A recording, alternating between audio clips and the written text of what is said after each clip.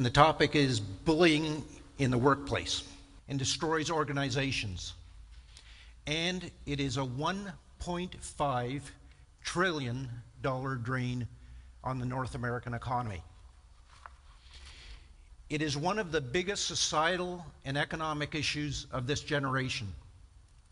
And yet, it is still under the radar, gets scant media attention, and is generally considered acceptable. Each and every day, millions of people spend most of their waking hours terrorized because of the verbal, psychological, physical, sexual, and cyber aggression that they must endure at work. Now, to put my talk into some context, let me tell you a story.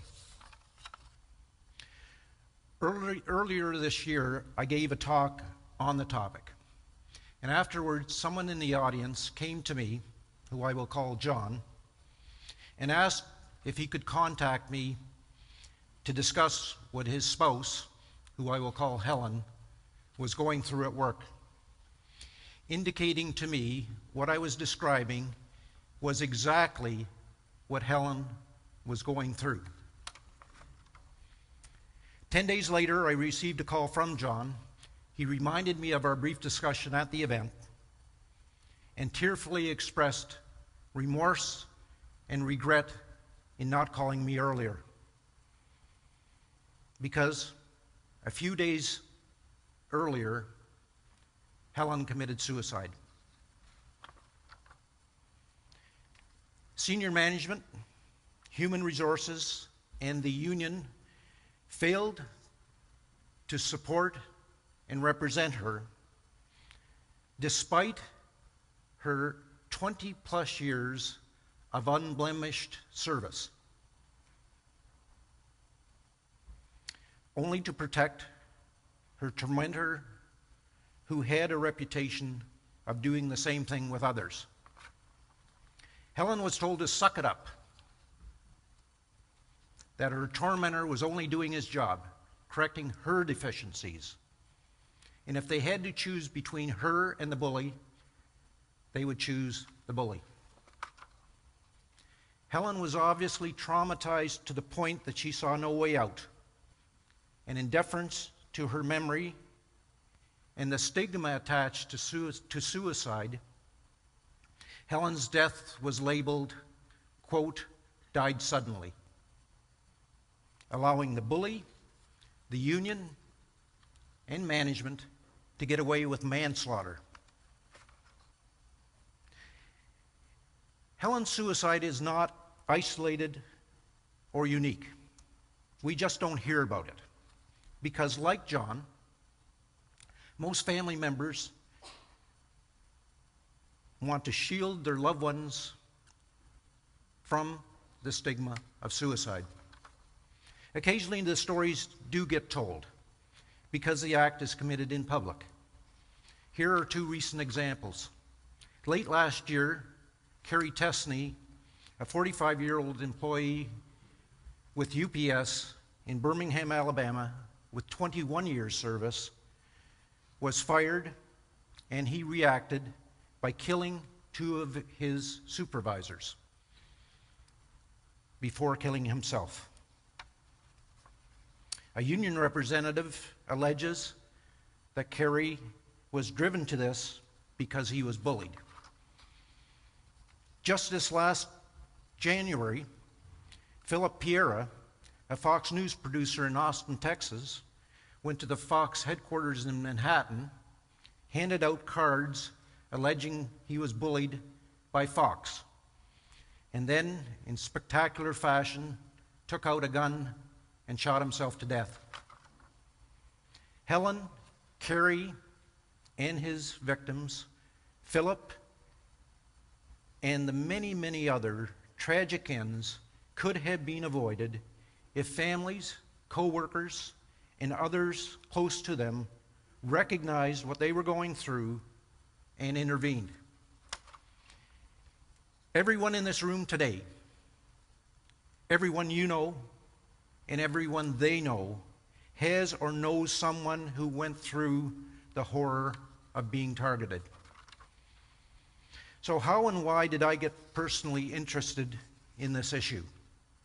Well, let me tell you my story. Early in my career, Bob McCutcheon, who was a senior executive at Loblaw, appeared in my office one morning. He sat down, took out his pipe. Now, I'm aging myself by they allowed smoking back then. As he prepared his pipe, which was a very long, drawn-out process, he said, "Son, I have a problem. You see, there's a young manager. He is cocky, overly aggressive to the point of being abrasive, not sensitive to others, unreasonably demanding, doesn't listen to others, and bullies people to get things done. And I am totally perplexed as to what to do." Now, I was flattered that Bob, who was considered the senior statesman, or godfather, if you will, at Loblaw, would come to me with such a weighty issue. I quickly said, "Well, I'd fire the SOB." Now, after taking a long drag from his pipe, Bob responded by saying, "Well, son, you're the SOB I'm talking about." Thankfully, Bob did not take my advice, but it was a wake-up call that fortunately came early for me in my career. This intervention by Bob taught me that respect is a far more powerful motivator than fear, and it became the most important lesson in leadership and made me successful beyond my wildest dreams. More importantly, throughout my career, I influenced countless cultural changes or transformations, enabling employees to reach their full potential in psychologically safe and positive work environments. But my story does not end here. Even though I have dealt with countless bullying situations over my career, nothing prepared me for being on the receiving end of being targeted. Late in my career, I blew the whistle on a corrupt executive who retaliated against me. And for over a year, I was subjected to vicious attempts to discredit me. My emails and phones were hacked. A private investigator was hired to find dirt on me, which hopefully, given all the time and effort, they found some. I was blacklisted. Associates shunned me for fear of being retaliated against, and I even received an anonymous death threat. Because of this, my physical and mental health deteriorated. I lost over 30 pounds, which I could ill afford to do. I was laid up for 6 months with a serious case of shingles, and I had symptoms consistent with post-traumatic stress disorder. In fact, 95% of people who go through serious bullying suffer from PTSD. Now, thanks to the interventions of others who recognized my deterioration, forced me, with the help of others, to realize I was not alone. I was not at fault. And there were methods by which to positively deal with the harassment, which I did to my satisfaction. But even though I resolved my situation, I could not find closure. This negative energy totally absorbed me, and to this day, I am still haunted by it. Finding closure, I have found, is what most who are targeted face, even many years after the bullying has stopped. I desperately needed to shift the negative energy into something positive, which is what propelled me to expose the horror that so many face and the catastrophic outcomes. So 5 years ago, I started doing extensive research on the topic, and then commenced to interview just under 300 employees and 200 executives. What I found was appalling. It outraged me. This research, augmented with my own considerable experience on the topic, turned into a book called The Bully's Trap. Now, who are the bullies and why do they bully? Now, most people can relate to bullying in schools because of the publicity surrounding the suicides. But while there are similarities, there are differences. And the most significant being the ways and means of bullying are usually more subtle and more complex. But most significantly, bullies are vested with real power and control. Bullies are masters of deflection, deception, manipulation. The reason they bully is simply because they can. In all too many organizations, bullying is allowed, condoned, accepted, rewarded, and in many instances, expected. In many cases, bullies are viewed as star performers or even heroes. In over 70% of the cases, it is the boss to subordinate. They assert power and control through abuse, both sexually and otherwise. And often the reason is to get rid of them by firing them or getting them to quit. Bullies come across as being confident. Their behaviors are often a mask for their insecurity, and they target those who are a threat to them. Most surprisingly is how targets can go from being solid, hard-working, committed employees to becoming poor employees with a poor performance, with bad attitudes in a relatively short period of time. The reason is the bullies set the target up for failure and harass them to the point they lose faith and confidence in themselves and become what the bully wants them to become, the villain rather than the victim. Now, when this happens, the target is trapped. And that is why I called the book The Bully's Trap. So how do organizations deal with all of this? The short answer is they usually don't. Bullying is a byproduct of a psychologically unhealthy workplace. It is a systemic issue that requires a systemic solution. As Oscar Wilde so aptly put it, it is not the prisoners who need the reformation, it's the prisons. Where bullying occurs, it is usually not isolated to a single bully or a single target. In many instances, it is influenced by at the top, where the CEO is also the CBO. These organizations are usually dictatorial, and besides the bullying, there are other dynamics at play, including abuse of power, inappropriate behavior, corruption, and greed. In analyzing the demise of companies like Nortel, AIG, Lehman Brothers, and the list goes on, they all had the characteristics of a dictatorial culture. The global financial meltdown could have been avoided if people in the know had reported wrongdoing. They did not, largely for fear of being retaliated against.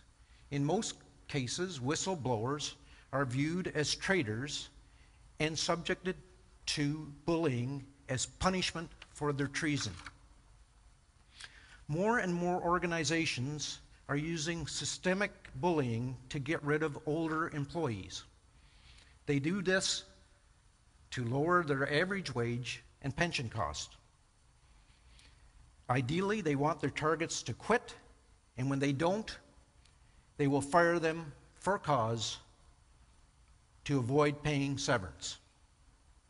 And I think it's safe to say you all know someone who has fallen prey to this. For bullying to stop, it requires cultural transformations that deal with every aspect of how an organization operates. The objective should be to create psychologically healthy workplaces where fear is eliminated. In my discussions with top executives, I get a lot of pushback. Most view my assertions as extreme exaggerations and claim that this is not the case in their arenas. Most are in denial, claiming that they have a zero-tolerance policy. They have enlightened human resource people. They have employee feedback and support systems. In response, I say to them, well, my findings show that where policies, procedures, and systems are in place, if there is a culture of fear, they're useless. Also, my research shows that where bullying occurs, in 80% of the cases, human resources are part of the problem. The Canadian Broadcasting Corporation, CBC, in the Ghomeshi affair, is a classic case of how organizations deal with bullies and their targets.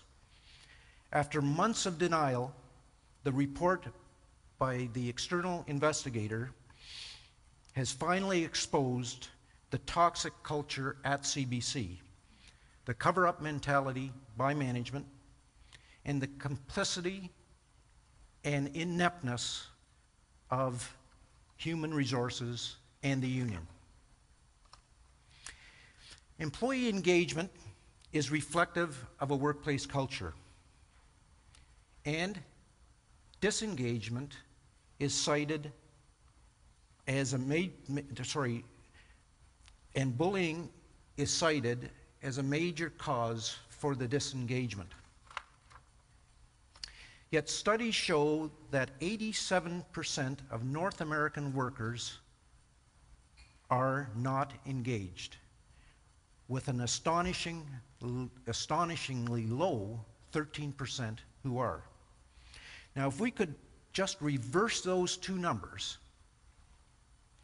it would boost productivity in North America by about 10%, which amounts to $1 trillion. At the outset, I mentioned a $1.5 trillion opportunity.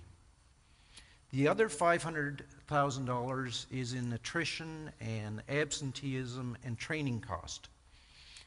But the bulk of it is in the medical cost associated with disabilities and the economic and social cost of the more than 120,000 deaths annually in North America that may be attributable to workplace stress. Now, if all of this does not motivate boards of directors and senior executives to seriously look at their cultures, nothing will. Working in an environment that is free and safe from bullying and violence is a fundamental right. I hope you will now agree that all too many employees are being denied this right. The work I am doing is just the beginning and is intended to open up much needed debate and discussion. And when I look back at the success of my work, and when I measure it, if one career is saved, it will have done its job. If one family unit survives, it will have done its job. If one organization avoids demise, it will have done its job. If one suicide is not attempted, it will have done its job. And if one murder is not committed, it will have done its job. I implore you and those you know to join me in the discussion and debate so that those millions of people who live in terror today can feel safe and free tomorrow. Thank you so much for the generosity of your attention.